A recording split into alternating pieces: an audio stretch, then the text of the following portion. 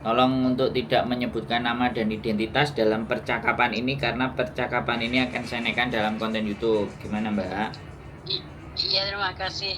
Gini Mas, saya mau tanya, sekarang saya kan ada di Makau, kan lagi nunggu visa dari Hong Kong. Kan visanya kan belum turun, jadinya saya di sini kan sudah 1 bulan, besok tanggal 10 itu. Terus itu kalau mau nambah visa, extend visa itu gimana ya Mas? Kalau extend visa ya tinggal keluar ke Cina, balik lagi ke Makau, atau pergi ke Hong Kong, balik lagi ke Makau. Sampean kan ada Oh, agentnya toh, Mbak? iya ada. Nah, kenapa kok nggak Kalau bertanya? Sebentar. Saya mesti ya, korek dulu. Kenapa sampean ya. nggak bertanya sama agentnya?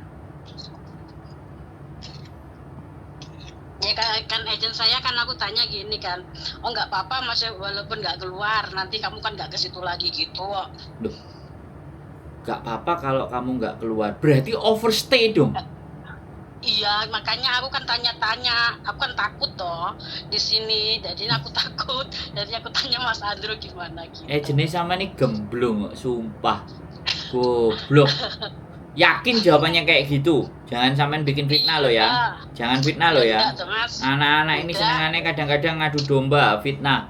Aku bilang kalau agent ada yang bilang kayak gitu, wah. Salah sampean milih agent, Mbak. Sudah terlanjur, jadinya aku giliran punya masalah situ lagi. tak tanya Mas Sandro. Oke, tak jawab, Mbak. Oh, alah wong. Jadinya gini ya Mas ya, besok tanggal 10 itu saya ke Hong Kong sebentar, terus kembali lagi itu bisa ya Mas? Kan visanya kan belum turun, kan tapi kalau kontrak kerjanya sudah ada sama itu.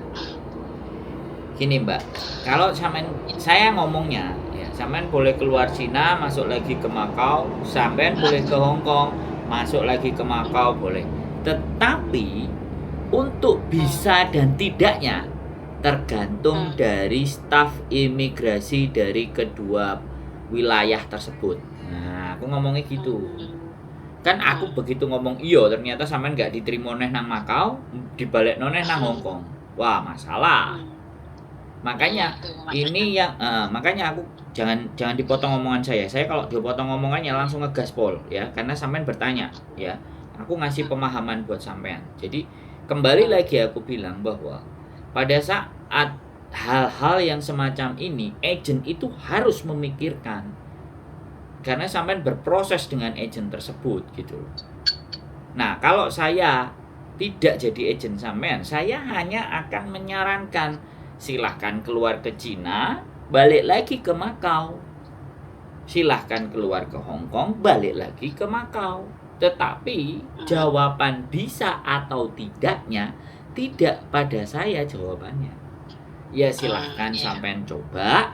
Kalau ternyata berhasil, syukur alhamdulillah, nggak ada apa-apa.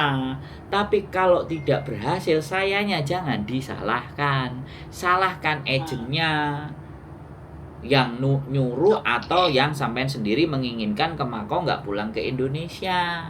Makanya beberapa ada agent yang punya strategi taruh di Makau, tapi nanti kalau nggak sampai sebulan, anaknya pasti di briefing.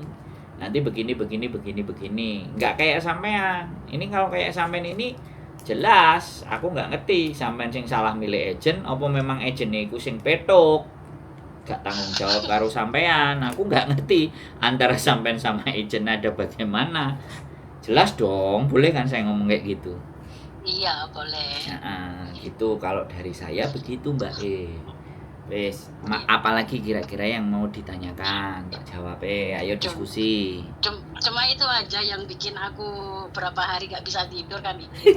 Duh gimana nanti tadi malam sampai jam 3 sampai aduh takut sampai siang gak bisa tidur. Takut.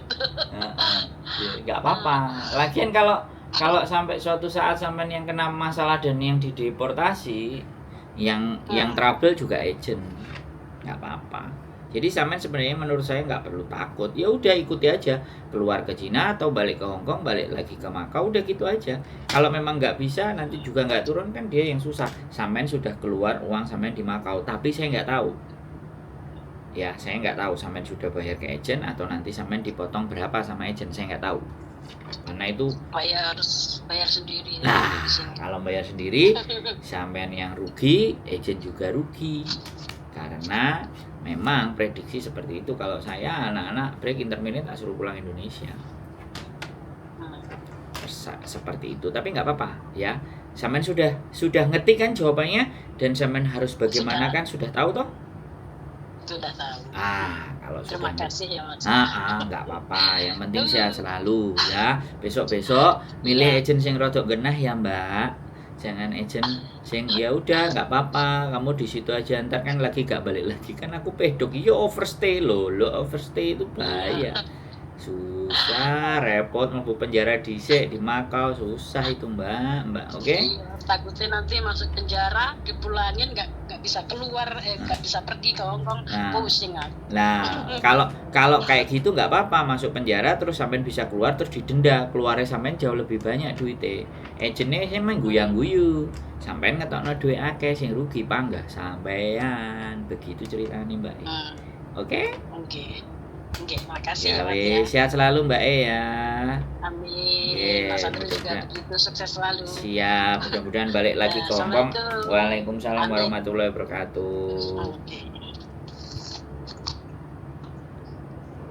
Oke teman-teman semuanya, ya ini loh kadang-kadang udah proses ke Makau, visanya udah mau habis, jawaban dari agentnya ini loh yang kadang aku cuman mikir ya udah nggak apa-apa, nanti kan kamu nggak balik lagi. Come on guys, aku sekali lagi nggak ngerti. Kalau dari percakapan ini tadi kita nyalain agentnya, tapi kita juga nggak ngerti agentnya ngomong sama Mbak Ayu kayak gimana. Intinya kedua belah pihak inilah yang tidak bisa kita mengerti. Nah tapi saya pasti paham, saya pasti akan ngasih saran dan solusinya kemana, harus bagaimana dan kayak apa. Itu udah pasti, dan nggak usah bingung dan nggak usah khawatir.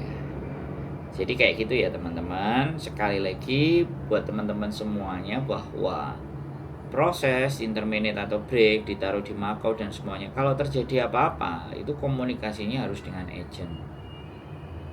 Bukan nggak boleh nelpon saya, bukan, tapi setidaknya yang berhak, yang memberikan jalan, yang memberikan pendapat, yang mengarahkan, kan sampean mempercayai agent tersebut gitu.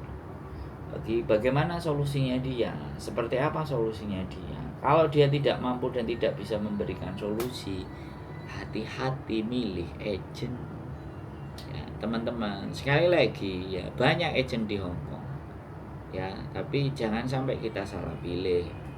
Kita pun salah pilih, yang penting bisa memperbaiki sendiri. Oke, keep stay tune my YouTube channel and see you next video. Bye bye.